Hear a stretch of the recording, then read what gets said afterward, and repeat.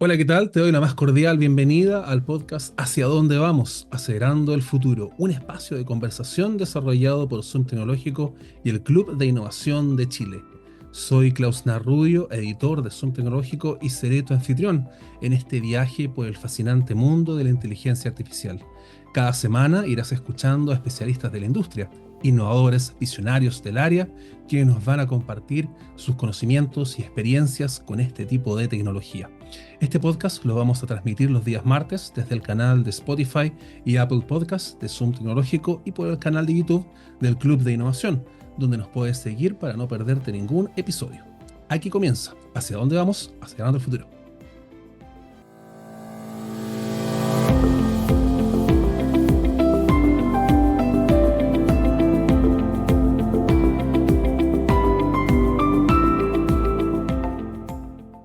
En este tercer capítulo nos vamos a centrar en la salud digital y justamente uno de los aspectos regulatorios para el intercambio de los datos sensibles, como son las fichas clínicas de los mismos pacientes. Para eso nos va a acompañar Eduardo Vitrán, que es académico de la Universidad Adolfo Ibáñez, es director de Codelco y expresidente del Club de Innovación. ¿Cómo está, Eduardo? Bienvenido al programa. ¿Cómo está su jornada? ¿Qué, qué tal, Klaus? Bueno, un día lluvioso y estamos con las consecuencias de unos vientos que no habíamos visto nunca en Santiago. Entiendo que hubo lugares donde tuvimos hasta 110, 120 kilómetros por hora, ráfagas. Increíble. Genial. Ya sabemos que obviamente las industrias de la tecnología tienen gran potencial, sobre todo la salud ahora está incorporándose justamente para poder meterse más en este tema, pero ¿qué tan amplio es el potencial y el rol que va jugando la inteligencia artificial y cómo lo ven ustedes en temas sensibles como el de la salud? Bueno, efectivamente, la inteligencia artificial a través de diversos eh, mecanismos que tiene un potencial muy importante de impactar el sector salud. Si uno diría cuáles son las herramientas de la inteligencia artificial más valiosas que podrían impactar, en primer lugar, el aprendizaje de máquina, o lo que se llama el machine learning, donde uno puede, a partir de muchísimos datos, enormes cantidades de datos, encontrar patrones que te permitan mejorar la capacidad de diagnóstico, por ejemplo. Y este es un tema que estamos recién partiendo en el mundo, diría yo. ¿Ah? Aunque algunas empresas ya partieron hace algunos años, pero en Chile el tema está recién partiendo. Reconocimiento de voz, puedes haber apoyos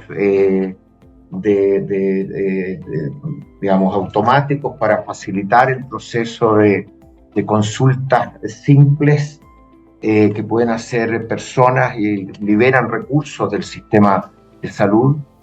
También el aprendizaje de máquina eh, puede ayudar a definir algunas políticas de salud.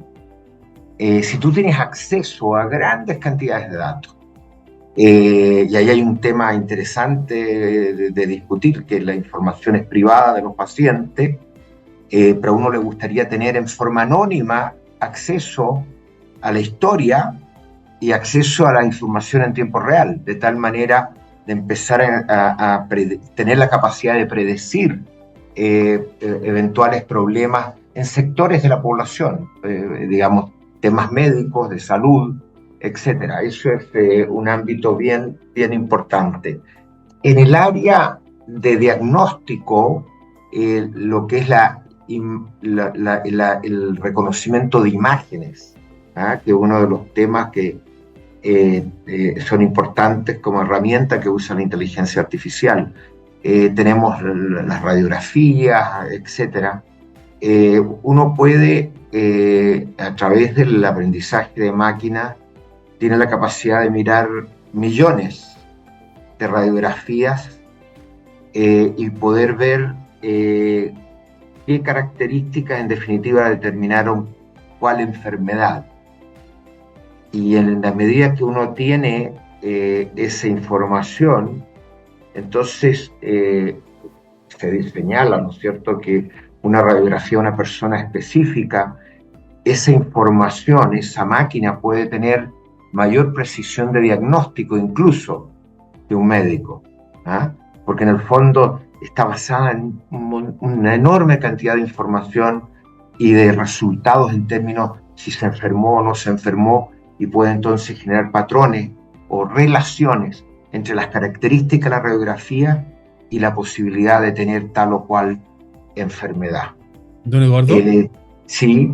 y a raíz de eso mismo, si bien es cierto, vemos puras cosas positivas, vemos avances relevantes en este tipo de aplicaciones para la salud, ¿por qué se le ve quizás cierta reticencia, cierto escozor de ir utilizando la inteligencia artificial e ir avanzando en este tipo de ideas como para poder incorporarlas a nuestro sistema y también añadirlas, por ejemplo, a estas fichas clínicas, a la base de datos, que también es un tema súper importante, y para poder también así hacerlo más transversal y que finalmente todos los médicos o todos los hospitales o clínicas puedan tener acceso a esta información? Bueno, esa es una muy buena pregunta. Efectivamente, hay riesgos, existen riesgos, y es bueno tenerlos presentes. El tema de la privacidad en la información médica de cada una de las personas es un tema fundamental. Pero, y tú tocas el tema de la ficha clínica. La ficha clínica interoperable es un tema del cual tenemos que hablar, del cual partimos en Chile tratando de impulsar desde el año 2014.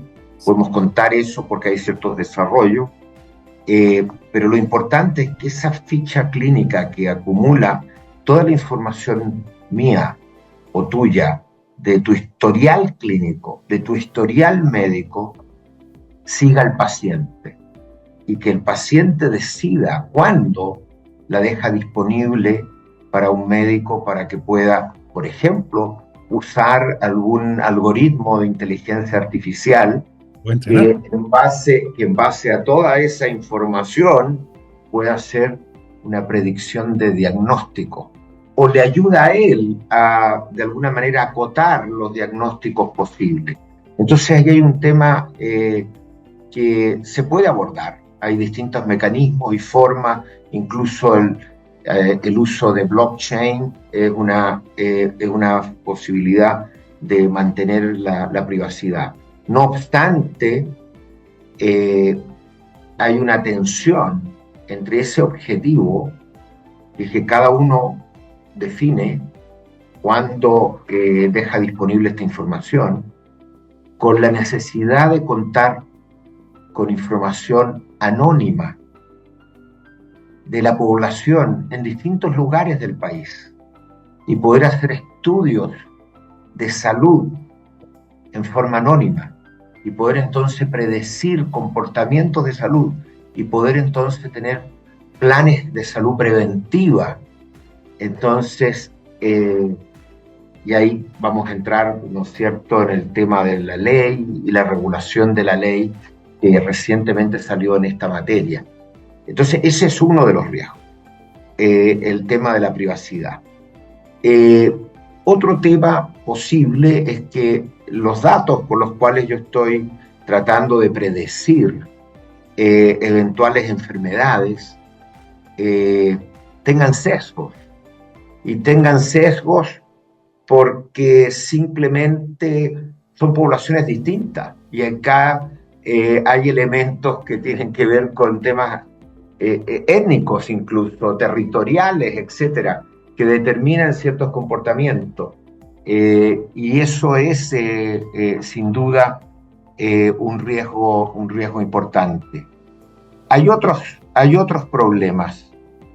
Se requiere capital humano, no solo médicos, en todo nivel, especialmente paramédicos, que de alguna manera estén formados en poder interpretar esta información, administrarla adecuadamente.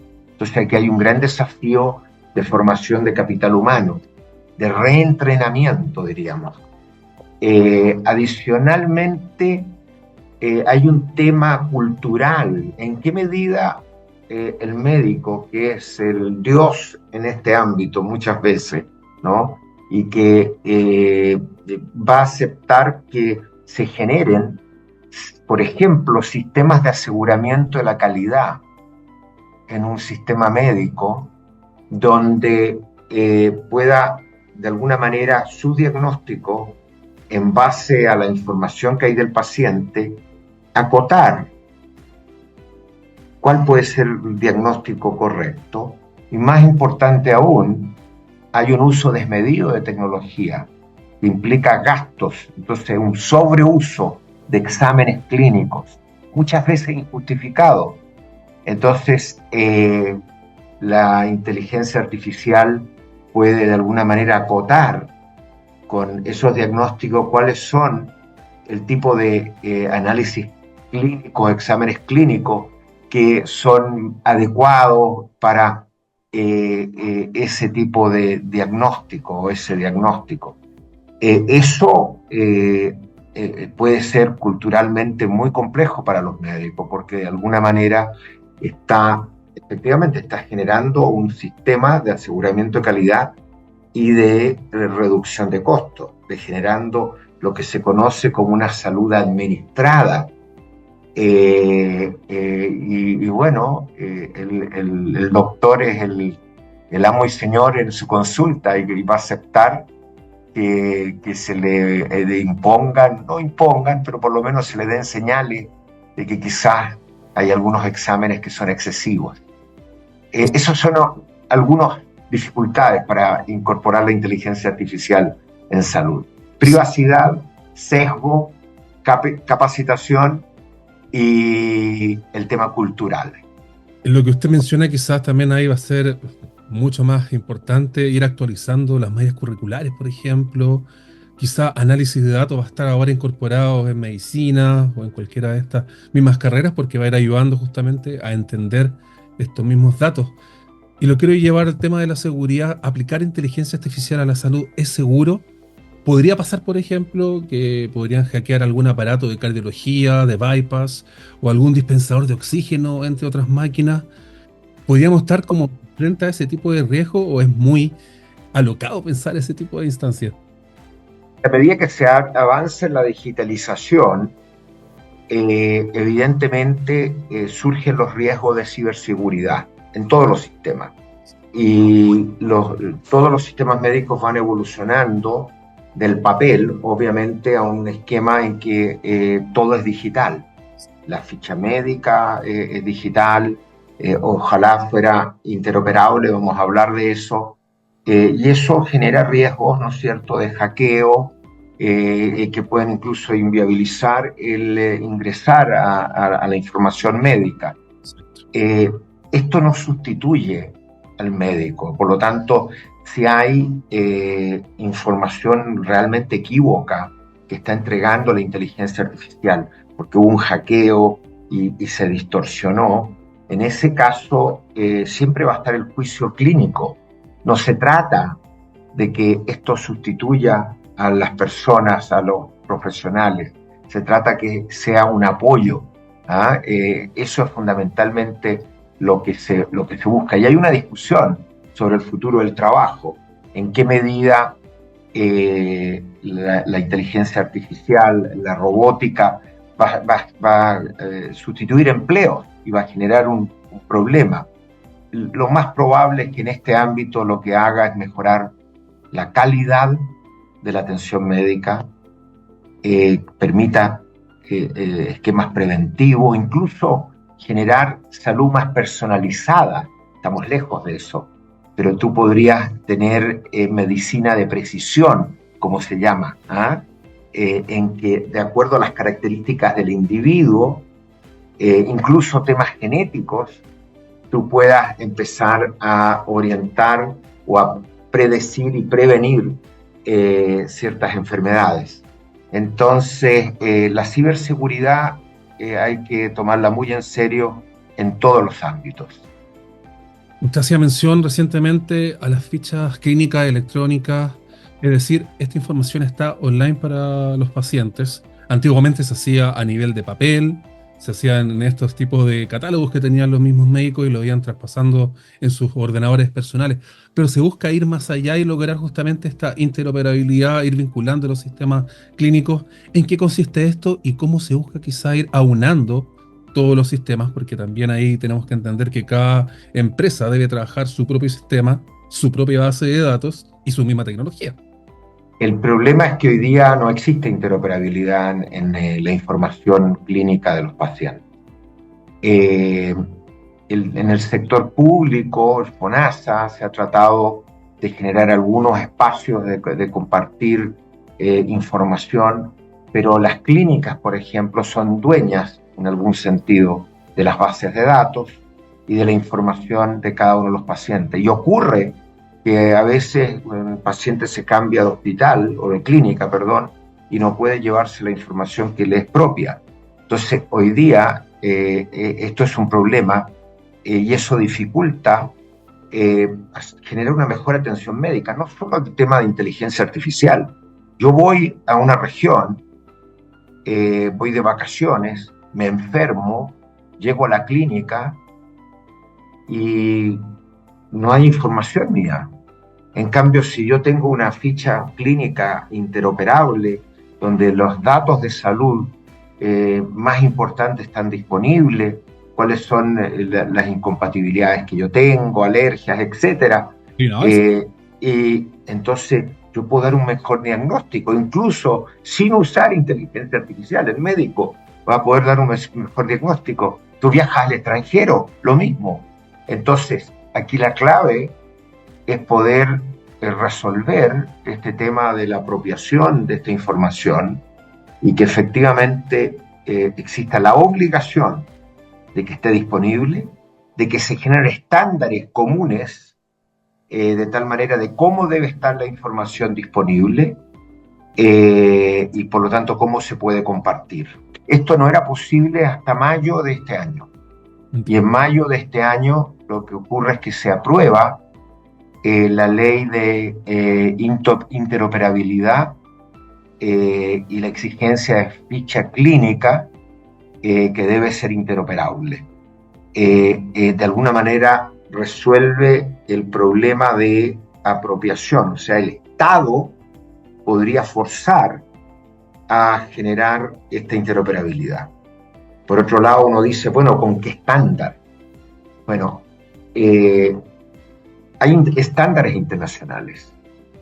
El año 2014, yo era vicepresidente ejecutivo de la Corfo y armamos programas estratégicos para tratar de transformar algunos sectores e innovar, ojalá innovar más sistémicamente. Uno de esos programas se llamaba Salud más Desarrollo. Salud más Desarrollo. De hecho, lo dirigía la actual ministra de Ciencia y Tecnología, Aysén Echeverry, y convocó a unas 30 especialistas de distintos ámbitos para concordar una estrategia. Y de ahí surgió la propuesta fundamental el año 2015, una hoja de ruta tecnológica el año 2015, y era básicamente generar la institucionalidad para que tuviéramos un estándar de certificación de una ficha médica interoperable, se llama el estándar AHL7, y eso nos permitiría, en la medida que seamos capaces de establecerlo en el país, por lo menos la interoperabilidad en Chile, ese centro que se llama CENS, el Centro Nacional de Sistemas de Información en Salud, que sale del programa estratégico Salud más Desarrollo, que se crea en 2017, ha ido trabajando todos estos años en entrenar especialistas en esta materia, en generar certificación, y hoy día tenemos ahí una herramienta que puede usar el Ministerio de Salud para avanzar en proyectos específicos que vayan generando esta interoperabilidad, y podemos llegar en algún momento a una situación en que la ficha médica es casi como mi carné de identidad, ¿ah? Yo la llevo a todas partes y la dejo disponible cuando tengo una situación médica que es necesario que el médico, el doctor, tenga acceso a la información más relevante. Don Eduardo, son casi 10 años que han pasado para poder establecer ahí ese estándar. ¿Por qué ha costado tanto para poder implementar un proyecto así? ¿Y por qué ya, o sea, me imagino que es un gran logro para ustedes para este año 2024 esta situación que nos estaba comentando? Sí, es un gran logro, especialmente aquellos que estuvimos detrás de esta iniciativa, también para los profesionales y las instituciones que están detrás del CENS, este es el Centro Nacional, y yo creo que es un logro para la medicina, para la salud en Chile en general. ¿Por qué se demora tanto? Eh, bueno, muchas veces los cambios de gobierno cambian las prioridades, otras veces simplemente hay resistencia de ciertos actores que ven amenazadas ciertas posiciones dominantes que tienen en el mercado. No estoy seguro que eso haya ocurrido, pero es posible. Pero efectivamente es un tiempo demasiado largo el que nos hemos tomado. 10 años es mucho tiempo para haber generado esto, un bien que pueda ser usado por todos, de manera de mejorar la calidad y la efectividad de los tratamientos médicos. Lo llevo a la otra cara de la moneda. ¿Qué pasa con los pacientes? ¿Son realmente dueños de la información? Hay casos concretos que, por ejemplo, hay pacientes que han solicitado copia de esta ficha y se la han negado en la misma clínica porque finalmente esta información es de ellos. Ahí cómo se hace ese trabajo para que... No, es que eso cambia con la ley. Esta información ya no es más de la clínica. Esta información es del paciente. Y de acuerdo a las normas que vaya generando en base a esta ley, el Ministerio de Salud, todos los prestadores de salud van a tener que dejar disponible la información en un formato que tiene que ver con el estándar que se defina, y por lo tanto esta información va a pertenecer a cada individuo y va a depender de él el dejarlo disponible para un médico en particular que pueda acceder a esa información. Ese es el cambio radical. Efectivamente hoy día ocurre, me contaban de la clínica Las Condes, que ha tenido muchos problemas, que gente que se cambió y quería llevar toda su información no la pudo llevar. Eso ya no es posible, pero por la ley, pero tiene que ser el ministerio que reglamente esto, la forma en que yo voy a compartir. Tampoco se trata de ir sacando fotocopia a un conjunto de exámenes, no es la mejor manera. Lo ideal es que sea todo digital. Estoy pensando eso, que finalmente nos van a pasar papeles, papeles y más papeles y no se va a llegar No, a un formato, no sé, un PDF o un, no, hay o un, un hay un estándar. estándar, hay un estándar. Si tú entras al CENS y miras sus áreas, la área principal de trabajo se llama interoperabilidad y tiene que ver con este tema.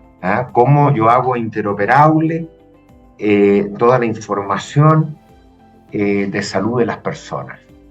Y ese es el objetivo fundamental.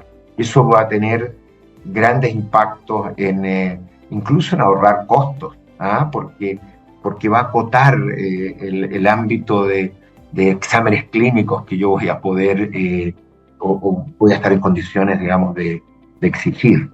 Eso es muy interesante. Además empiezan a haber otras cosas.